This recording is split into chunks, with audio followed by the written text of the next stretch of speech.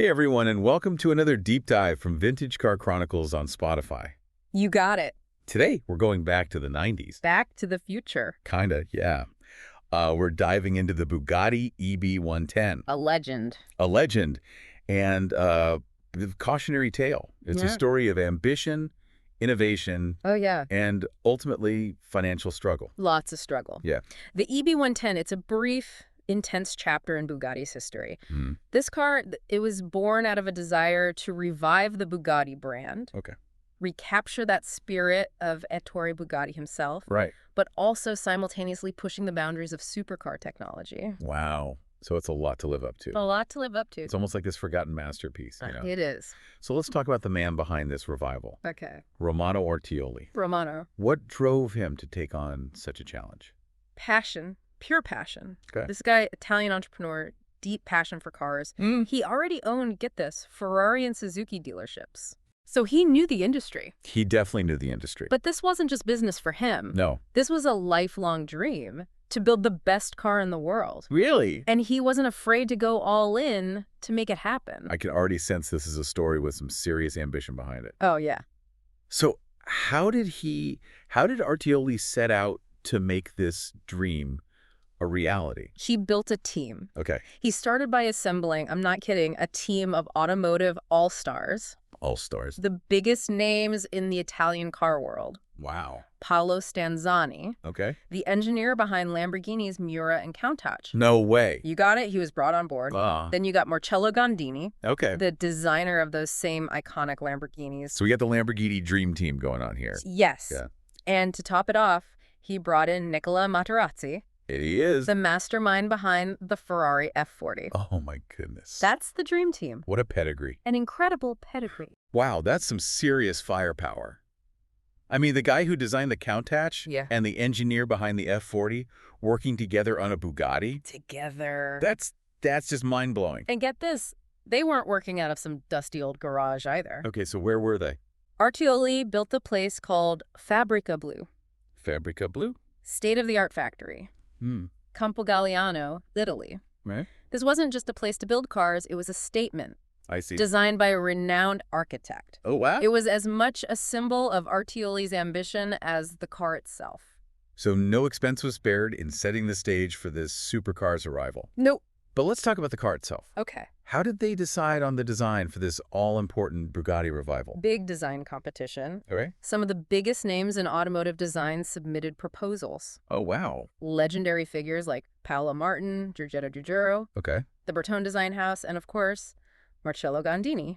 That's like a who's who of automotive design. Talk about pressure.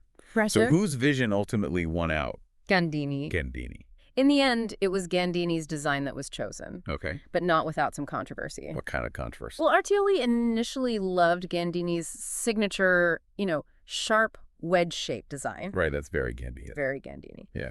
But he later pushed for revisions. Really? Led to a clash between the two. Interesting. He wanted something a bit softer, a bit more refined, perhaps with an eye toward broader commercial appeal.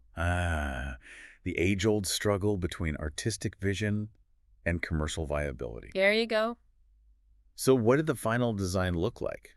It's a looker. Yeah. Did it manage to balance those two competing forces? Yeah. It did, in a way. Okay. The final design retained some of Gandini's boldness, Right. but with a more elegant, refined touch. Gotcha. Think flowing curves and that iconic horseshoe grille, Oh, yeah. paying homage to classic Bugatti design cues. It was a car that looked both futuristic and timeless. It sounds like a truly special design. But we all know looks aren't everything in the world of supercars.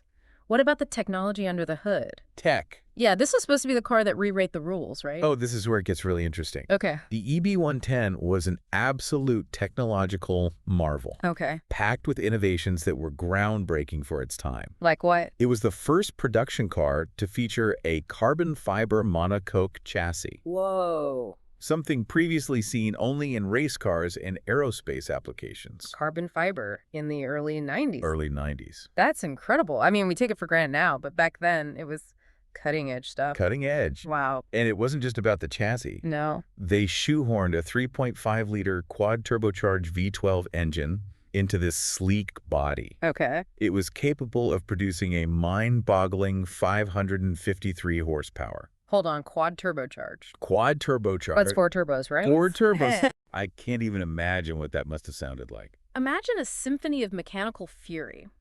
I'm trying to. Those 4 turbos force-feeding that V12 meant it could scream all the way to 8,250 RPM. Wow. A true engineering masterpiece. This car was clearly designed to push the limits. Absolutely. What kind of performance numbers are we talking about here? It was a rocket ship on wheels. Okay, give me the numbers. The EB110 could go from 0 to 60 mph in a blistering 3.4 seconds.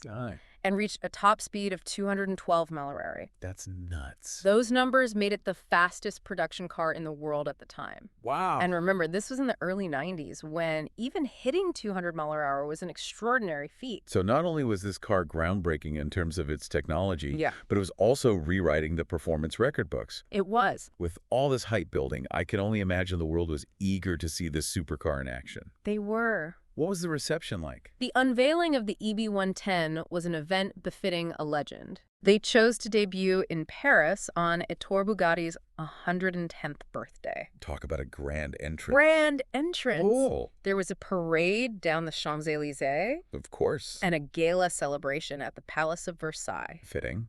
It was a spectacle designed to announce to the world that Bugatti was back. Wow. And it was back in a big way. That's quite the statement. It sounds like Artioli knew exactly how to create a buzz and recapture the magic of the Bugatti name. But I have a feeling there's more to this story. Right? Oh, yeah. It can't all be champagne and celebrations. As we were saying before. Oh, no, wait a minute. Oh. Don't leave us hanging. All right. Okay. Let's just say that despite its technological brilliance and stunning performance, the EB110 faced some serious challenges. Both internal and external. Okay. But we'll get into all of that right after. Okay, I get it. We have to wait for the next part to hear about the drama. I guess that's how you keep people coming back for more. Oh. Clever. Got to keep them coming back. The EB110's story, it takes a few unexpected turns. Yeah, you were saying that earlier. Despite all the excitement surrounding its launch, the car, it faced some significant headwinds. Yeah, I was getting the sense that things weren't all smooth sailing for Bugatti. What were some of the challenges they encountered? Timing. The timing of the EB110's launch couldn't have been worse. Really? The early 1990s saw a global economic downturn. And when the economy takes a hit, the market for ultra-expensive supercars tends to shrink. That makes perfect sense. Yeah. When people are tightening their belts, a $500,000 supercar is probably not at the top of their shopping list. Exactly. And to make matters worse, Artioli, he had made some bold, some might even say risky business decisions. Okay, I'm intrigued. What kind of risky moves are we talking about? He decided to acquire Lotus Cars. Whoops. The British sports car maker. Wow. While Bugatti was still in the midst of launching the EB110. Hold on a second. He bought Lotus. At the same time, he was trying to revive Bugatti. That seems like an incredibly ambitious, maybe even reckless move. It was a gamble, for sure. The idea was to gain access to Lotus's engineering expertise and potentially leverage their distribution network, especially in the U.S. market. I see. But it also stretched Bugatti's resources thin at a critical time. I can see how that could backfire. Trying to revive one legendary car brand is a monumental task. But taking on another at the same time seems like a recipe for disaster. And if that wasn't enough... Oh, no. There's more. Artioli also greenlit the development of the EB112 Super Saloon. The what? The EB112. A luxurious four-door Grand Tourer. Oh, okay. Intended to be Bugatti's second model. So he wasn't content with just creating a single supercar. Yep. He wanted to create a whole lineup of Bugattis. That's some serious ambition. Indeed. And while the EB112 was a stunning concept, even featuring a V12 engine designed by the legendary Mauro Ferghieri, it was another ambitious project that added to the company's financial strain. Okay, so we've got a global economic downturn, Yeah. a risky acquisition, and the development costs of a new model. Well, that's a lot for any company to handle, let alone one trying to revive a legendary brand. Unfortunately, it proved to be too much. Yeah. Despite the EB110's critical acclaim and its impressive performance, sales didn't meet expectations. Oh. By 1995, Bugatti Automobili SPA was facing a mountain of debt and was forced to declare bankruptcy. Man, that's heartbreaking. So much passion, so much innovation, and yet it all came crashing down. What happened to all the unfinished EB110s in the factory itself? A German company called Dauer Sportwagen. Dauer Sportwagen. Yeah. They acquired the remaining EB110s and a stockpile of parts. Oh, wow. They actually finished assembling a few more cars. Really? And even created a modified, lighter, and even more powerful version called the Dauer EB110 Super Sport Lightweight. Dauer EB110 Super Sport Lightweight. That's quite a mouthful. What did they change to make it even more hardcore? They managed to squeeze over 700 horsepower. 700. Over 700 horsepower out of that 3.5-liter V12. Imagine that. A car that was already a record breaker, made even faster and more extreme. It's amazing to think about what might have been if Bugatti had been able to continue developing the EB110 under Artioli's leadership. It's certainly a tantalizing what-if scenario. But despite its short lifespan, the EB110 had a lasting impact on the automotive world. In what way? It paved the way for the technological marvels we see in modern Bugattis. I see. And demonstrated that the legendary brand could be a force to be reckoned with in the supercar arena. It's a bittersweet story, isn't it? A glimpse of what could have been, but ultimately a reminder that even the most ambitious dreams can be fragile. That's a great way to put it. But there's one more interesting twist to this story. One that highlights the cyclical nature of the automotive world. Remember Nicola Materazzi? Materazzi. The engineer behind the Ferrari F40 who joined Bugatti. Of course. He was part of that automotive dream team you mentioned earlier. Well, after Bugatti's demise, right, Materazzi teamed up with some former Bugatti employees and formed a new company called B Engineering. B Engineering. Yeah. What did they set out to accomplish? Did they try to pick up where Bugatti left off? They did, in a way. They created a car called the Adonis. Adonis. Which was essentially an evolution of the EB110. They took the core of the EB110, the chassis and engine, and refined it, creating a car that was even more powerful and focused. Wow, so the spirit of the EB110 lived on, even if it wasn't under the Bugatti name. That's a testament to the passion and dedication of the people who worked on it. Absolutely. The Adonis is a reminder that even when a company falters, the ideas and the passion of its people can endure. So what's the takeaway from all this? We have this incredible supercar, the EB110, born from the ashes of a legendary brand, packed with groundbreaking technology, and created by a team of automotive legends. But despite all that, it falls victim to external forces and ambitious business decisions. Yet its legacy lives on, both in the DNA of modern Bugattis and in the hearts of those who refuse to let its story end. It's a reminder that the path of innovation is rarely smooth. There are always challenges, setbacks, and unexpected twists and turns. But even in the face of those challenges, the pursuit of excellence, the drive to push boundaries, can leave an enduring mark on the world. That's a powerful message. But you mentioned earlier that there was more to this story. What else is there to uncover about the legacy of the EB110? Well, I think it's important to explore the car's impact on the supercar landscape as a whole, both in its time and in the years that followed. It's a story that deserves to be told. We talked about the EB110's development, the incredible team behind it, and the unfortunate circumstances that led to its downfall. But I'm curious about its lasting impact.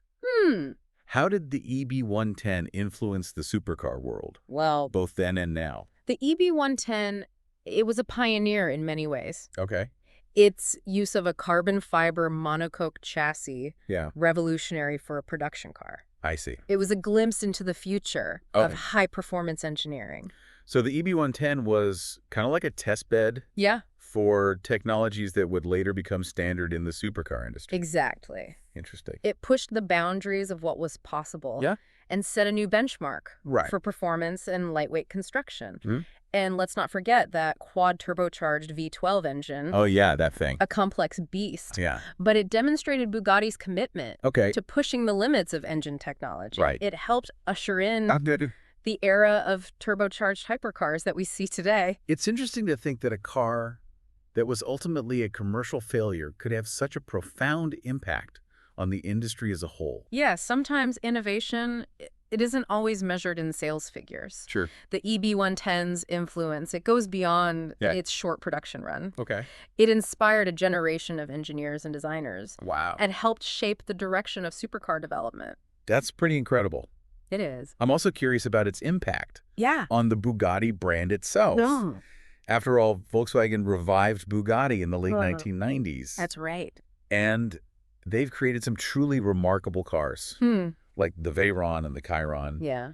Do you see any connection I do. between the Ardioli-era Bugattis and these modern-day hypercars? While there's no direct lineage between the two, you can certainly see some echoes of the EB110's DNA in the Veyron and the Chiron. Like what? Both feature incredibly powerful, technologically advanced engines, a clear nod to the EB110's groundbreaking V12. And Volkswagen has continued the tradition of utilizing lightweight materials like carbon fiber to achieve mind-bending performance. So even though they're separated by time and ownership, Yeah. there's a sense of continuity there. I think so. A shared commitment to pushing the boundaries of automotive performance and engineering. Absolutely. It's almost as if the spirit of the EB110 helped shape the philosophy behind the modern Bugattis. I think that's a great way to put it. Yeah. The EB110 proved that Bugatti could compete at the highest echelons of the supercar world. Right. It may not have been a commercial success,